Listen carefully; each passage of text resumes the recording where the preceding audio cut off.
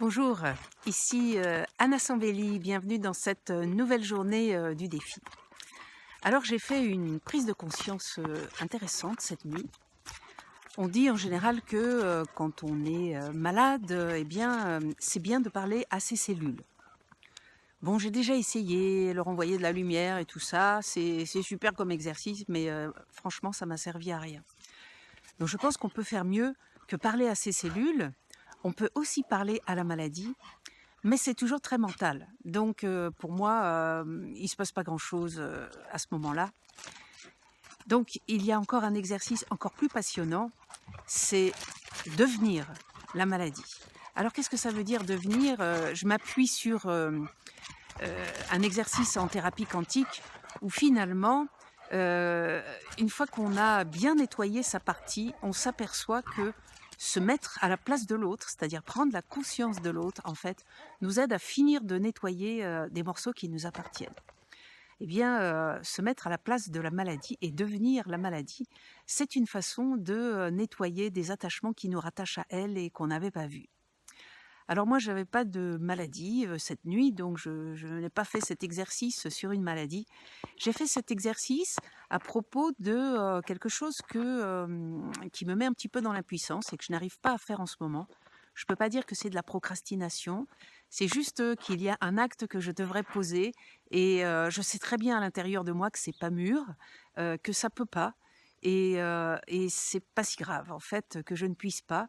Mais j'ai quand même voulu aller voir quelle est cette partie de moi complètement impuissante qui laisse faire la situation sans intervenir et sans se battre avec aussi. Et du coup, je suis donc partie en quête de cette partie de moi en fait qui laisse faire et qui n'y arrive pas et qui cherche même pas en fait à vouloir y arriver. Juste, je voulais sentir ce qui se passe.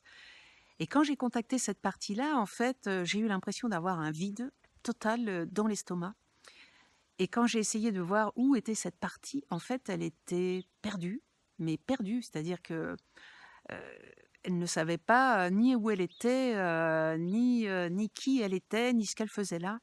Et ce qui est intéressant, c'est que moi, j'ai toujours fait ce rêve pendant de nombreuses années où j'arrive dans une ville où je ne connais pas le nom de la ville, je ne sais pas comment on fait pour y aller, ni pour sortir.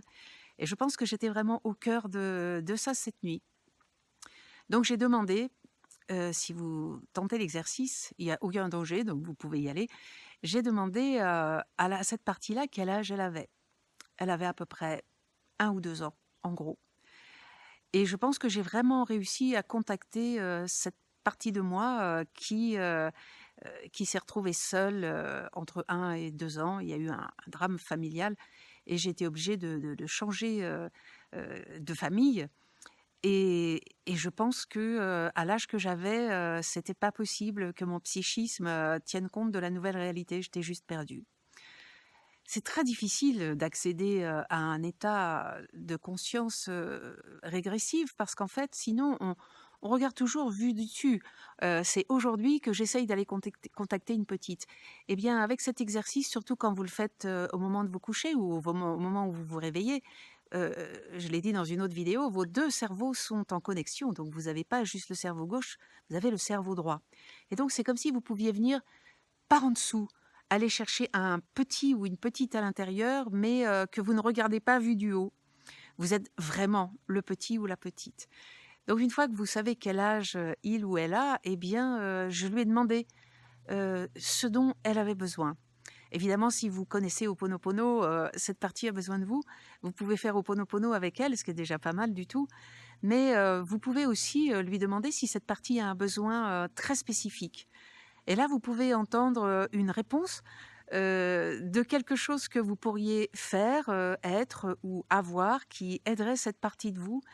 Et comme c'est complètement inspiré, testez, mettez-le en application, essayez de faire, être ou avoir ce que cette partie de vous vous dit pour se sentir mieux.